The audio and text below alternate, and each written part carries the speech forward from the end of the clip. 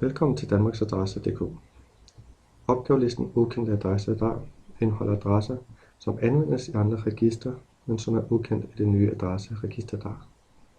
Det kan fx være visse adresser i CVR-registeret eller fx CPR-registeret. Når du er logget ind, skal du vælge opgavelisten ukendte adresser i der, og derefter trykke på vis liste.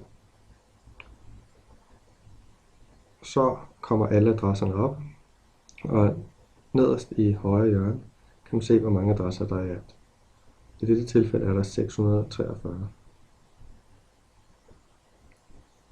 Når man kigger listen igennem, kan man se, at der optræder flere adresser på samme vej. For eksempel her Kuldyssen, som der optræder flere gange. Det kan derfor være en god idé at se på alle de her adresser sammen.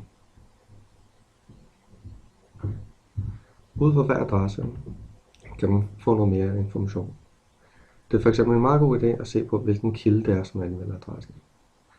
I dette tilfælde er det CVR-registeret. Under fanebladet kilder kan man se lidt flere informationer om f.eks. hvor mange virksomheder der er, som har registreret sig på den her adresse. I dette tilfælde er der 3 virksomheder. På kortet har man mulighed for at se, hvor adressen cirka er placeret. Adressen er beregnet ud fra de allerede kendte adresser i BBR-registeret. Hvis man ønsker mere information om de allerede eksisterende adresser,